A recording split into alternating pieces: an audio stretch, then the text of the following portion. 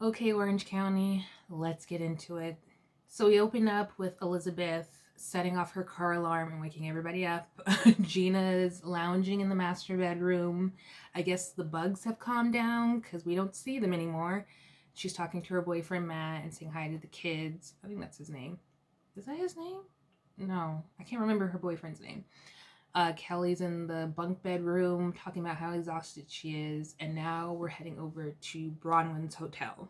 So Bronwyn is talking to her friend, just basically telling her what she walked into the other day with the alcohol everywhere. They just don't give a damn about Bronwyn's sobriety.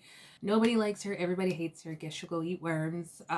Yeah, they're just not feeling Bronwyn, and she's not really feeling them anymore. Especially now that she's sober, she just says like she doesn't really know what she has in common with them anymore, and they feel like she's a Debbie Downer. We head over to Emily's house and she's talking with Shane. He seems to be doing better. He's still sick and in the hospital, but he's much better than he was before.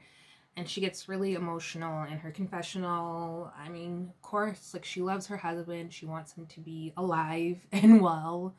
She says he annoys the hell out of her, but he's a good father and she loves him and they have a beautiful family. So I'm glad he's all right. And he'll be back to be sarcastic and annoy us all. We get a little more backstory about Elizabeth growing up in a Pentecostal church family, and her grandmother was a preacher, and she wanted her to be a preacher. She got her on stage at 8 years old to speak in tongues. Elizabeth said she faked it, and then that's when she knew adults were full of it, and she could lie to get what she wants, which is interesting because we've been getting a lot of like mixed messages and weird stories and mixed stories from Elizabeth. So I feel like she's probably been doing this since she was like 8, lying to get in and out of situations, and it's worked for her. But usually like when you get on TV, that stuff stops working because reality TV, we always dig up stuff and we always learn the truth. Kelly's creepy ass mask. It's got like, it's pink with the mouth and it unzips in the mouth part. She's so weird. Bronwyn pulls Elizabeth aside and asks her, like, hey, can we have a little chat later? And in Elizabeth's confessional, she's just saying, like, Bronwyn's weird. She's digging up my past. That's triggering me. And then we see, like, a flashback of when Elizabeth was telling Bronwyn, like, you know, I flew all of my friends on private jets and then they just ditched me. And then Bronwyn's telling her, well, that's why I'm here. I'm all about real. This is why we have a problem with you, Bronwyn, because you're not all about real. You're telling this woman I'm all about being real and being authentic, and then you're like digging up her past behind her back all creepy like. That's not real. Anyways, so they call Shannon. They're chatting with her. Shannon and Gina are telling her, you know, how much they miss her. They're checking to see if she got another COVID test. Shannon said she got a COVID test. She's going to get the results the next day. So the producers ask Shannon if she has FOMO. She pretends like she doesn't know what it is, and then she's like, oh, FOMO, fear of missing out. Shannon always has FOMO. I feel like that's why she had FOMO when they were at Bronwyn's vow renewal, like the day after. Remember when like Emily and Gina went to an AA meeting with Bronwyn, and then they like hung out with Shannon later, and she was like, oh, you both went? She had FOMO over an AA meeting. That's like how much Shannon wants to be included in everything. Well, she gets off the phone with the girls and she's like, they're so full of it. Like, they don't care that I'm not there. Kelly and Elizabeth didn't even come to the phone. I'm in a bad mood and she stomps out. See? Shannon always has FOMO. Always. She's always like mad of missing out on something. She wants everyone to want her to be there. She always wants to be included. Like, Shannon is the epitome of FOMO. All right, so Matt is the ex-husband. Travis is the boyfriend. So I got it now. So Gina gets a phone call from her lawyer. He tells her more about Matt's case. And because of the situation, because of the assault from last year, Matt can serve up to 4 years in prison. And he said that the district attorney is taking into consideration Gina's testimony. So I guess there's like a court hearing that she doesn't have to be at, and it just gets really emotional, and I just feel really bad for her, but I am so glad that she has a lawyer, that she's sticking up for herself, and that she's proceeding, like moving forward with this case and telling her truth. Because I feel like I don't know, it just feels like this is not the first time he's done something like this. Even though this is what Gina has told us, you just don't really see husbands just attack their wives out of nowhere, and that's like the only time it's happened. It's very rare that it's like that. So I'm glad that she's finally away from him. I'm glad that even though they are co-parenting, that she is still proceeding forward with this case. And it's just, I don't know, it's just frustrating that I am grateful that she's getting support, but to have like Bronwyn on here who's like slapping up her husband and admitting to like hitting him up, like smacking him multiple times.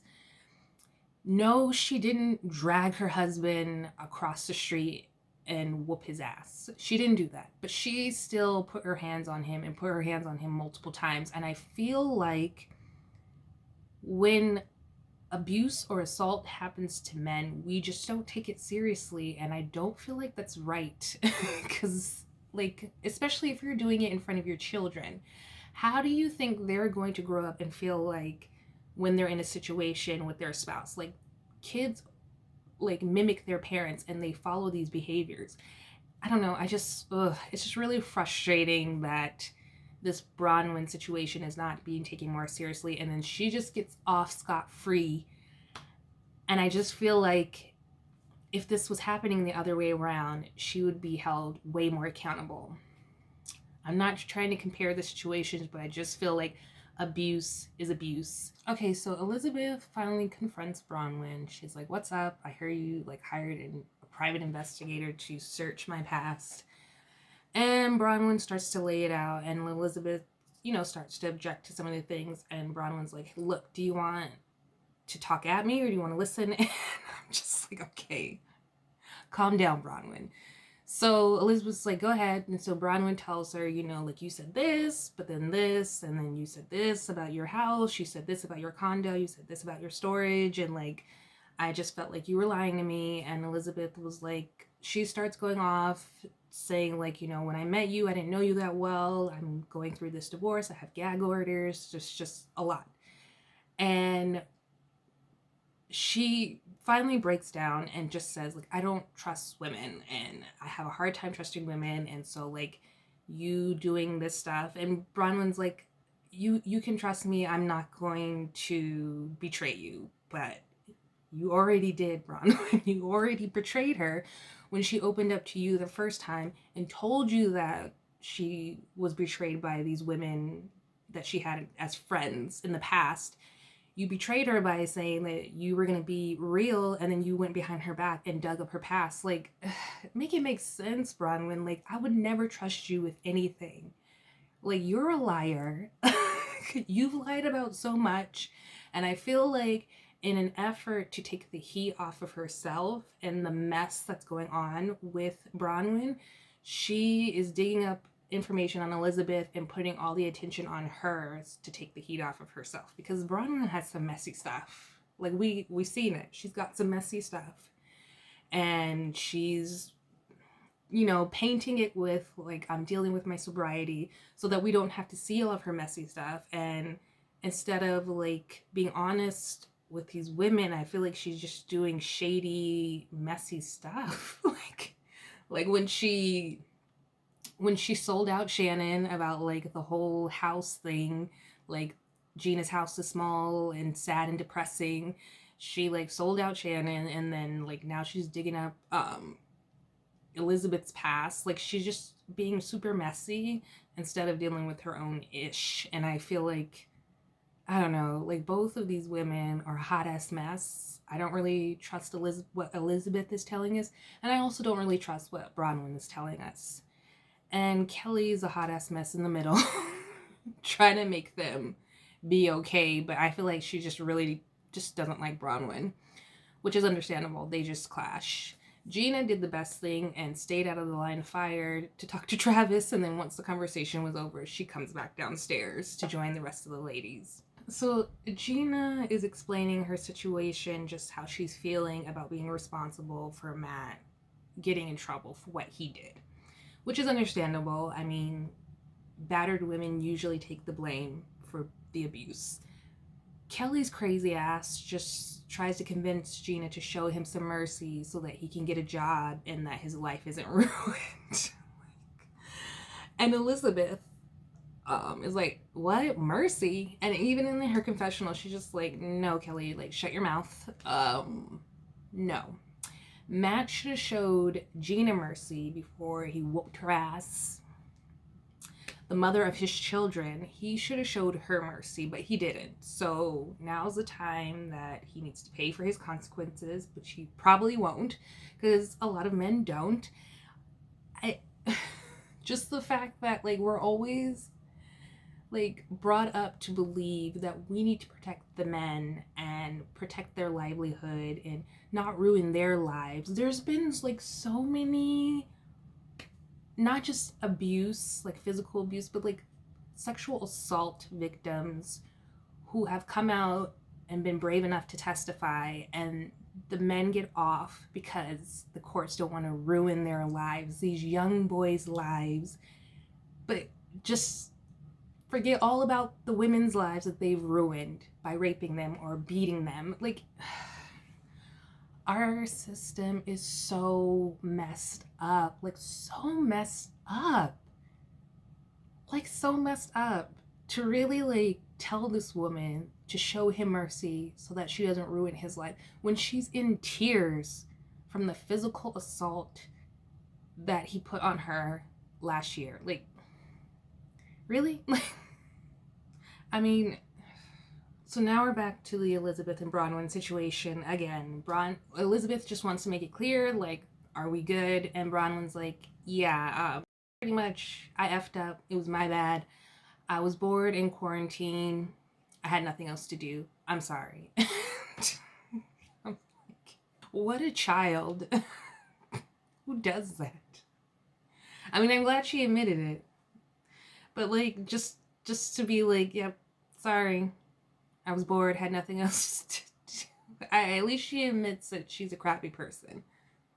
But now, like, Gina's like, oh, well, I felt like Shannon was the one that got in your head to start doing that. And then, you know, Bronwyn throws her under the bus again and says, yeah, Shannon did get in my head a little bit about it.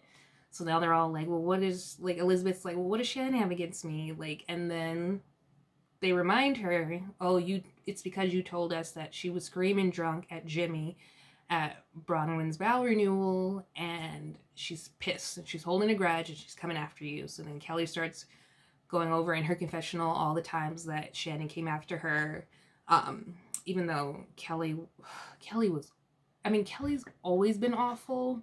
She still is. She was really awful her first season, like, really awful. She, like, scared Heather Bedore. Like, she scared, no, right? Dubrow. She scared Heather Dubrow away. That's how bad she was. So Shannon finally tested positive for, you know, C19. She's having an emotional breakdown. I understand. Whew, I feel bad for John. But I understand. She's pissed at her kids, and what can she do? She has it now, and John probably has it now too, because she's been self-quarantining with him, and good luck with that, John.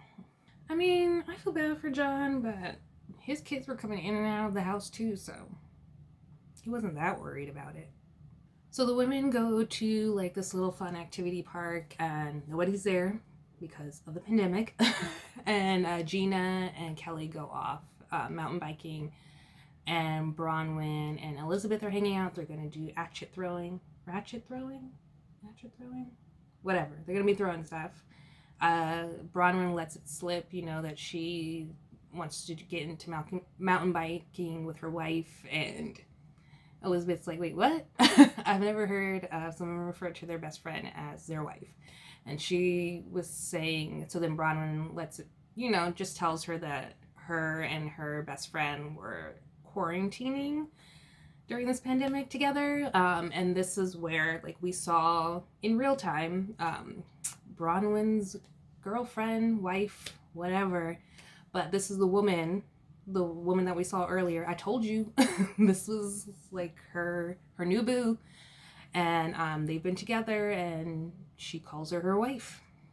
These women are a hot mess. Bronwyn and Elizabeth suck at archery. Bronwyn does eventually get a bullseye. Gina is falling off the bike. Just mess. Elizabeth goes nuts and starts just hacking away with a little axe at some wood because she can't throw. And Bronwyn makes a joke in her confessional, like, well, she hasn't had sex in a long time, so get it out. Even though we all know she's been having sex with Jimmy, allegedly. We know she has. We know she has. She's lying. Whew. Shannon is really pissed at those kids. She's pissed. They're not doing a very good job of apologizing. I mean, they know their mother. Like, I would